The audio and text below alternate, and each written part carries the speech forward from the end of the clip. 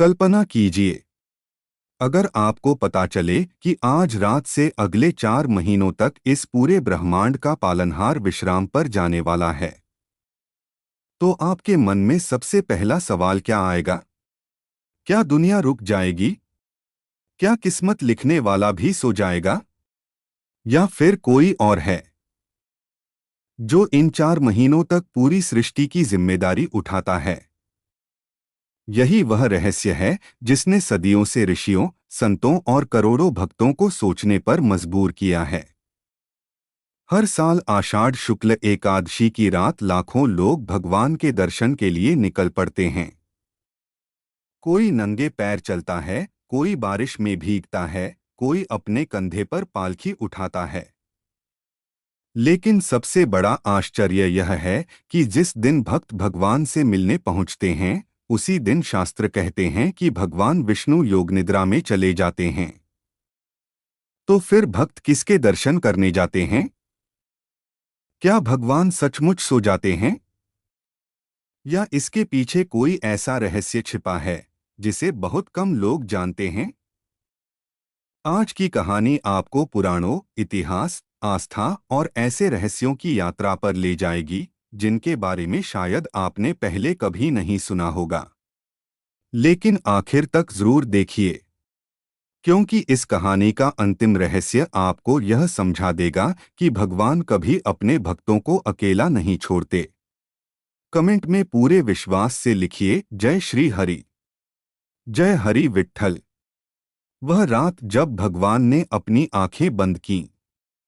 पुराणों के अनुसार आषाढ़ शुक्ल पक्ष की एकादशी केवल एक व्रत नहीं है। यही वह दिन है जब भगवान विष्णु क्षीरसागर में शेषनाग की शैया पर योग निद्रा धारण करते हैं। इसे देवशयनी एकादशी कहा जाता है। कहते हैं कि इसी दिन से देवताओं की रात्रि आरंभ होती है। अगले 4 महीने न विवाह, न गृह प्रवेश, न बड़े शुभ संस्कार, मानो पूरा देवलोक मौन हो जाता है। लेकिन क्या आपने कभी सोचा, अगर भगवान सो गए तो इस सृष्टि का संचालन कौन करता है? यही प्रश्न सदियों से लोगों को उलझाता रहा। एक ऐसा असुर जिसने भगवान को विश्राम लेने पर मजबूर कर दिया। बहुत समय पहले मुर नाम का एक असुर तीनों लोकों में आतंक फैलाने लगा। देवता हार गए, इंद्र का सिंहासन डगमगा गया। तब सभी भगवान विष्णु के पास पहुंचे। हजारों वर्षों तक युद्ध चलता रहा। अंत में भगवान एक गुफा में योग निद्रा में चले गए।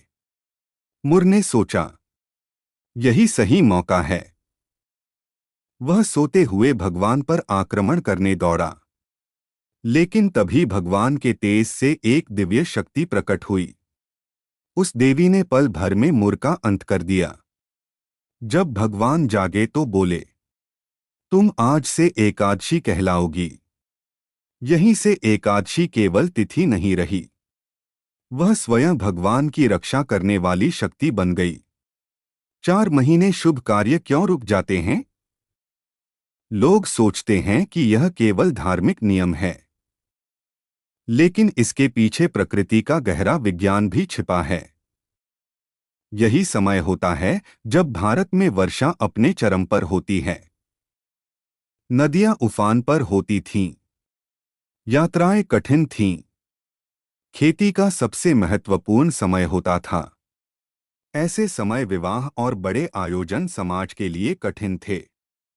इसलिए धर्म और प्रकृति ने मिलकर एक ऐसा नियम बनाया जिसका पालन आज भी करोड़ों लोग करते हैं।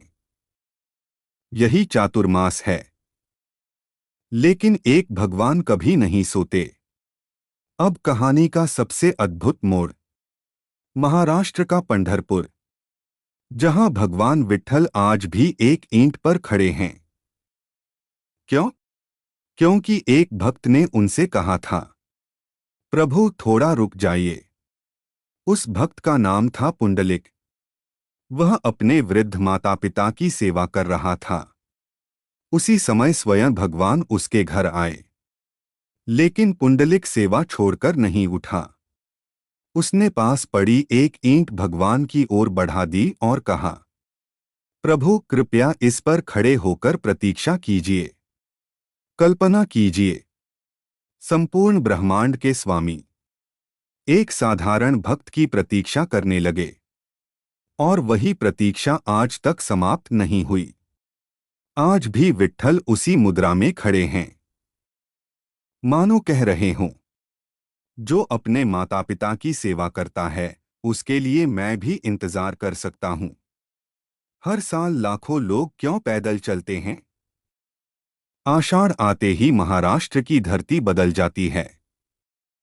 संत ज्ञानेश्वर की पालकी, संत तुकाराम की पालकी, हजारों नहीं लाखों वारकरी, सफेद वस्त्र, हाथों में मंजीरा, होठों पर केवल एक नाम, विट्ठल विट्ठल। बारिश हो, धूप हो, कीचड़ हो, फिर भी यात्रा नहीं रुकती। 21 दिन तक लगातार चलकर यह यात्रा ठीक देवशयनी एकादशी के दिन पंढरपुर पहुंचती है, जिस दिन भगवान सोने वाले हैं। उसी दिन भक्त उन्हें जगाने नहीं बल्कि उनका वचन याद करने आते हैं।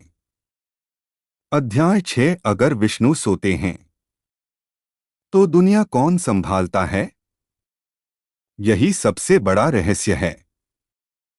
आस्था कहती है, इन 4 महीनों में सृष्टि की रक्षा का उत्तरदायित्व भगवान शिव संभालते हैं। और शायद यही कारण है कि देवशयनी के तुरंत बाद सावन आरंभ होता है। पूरा भारत शिवमय हो जाता है।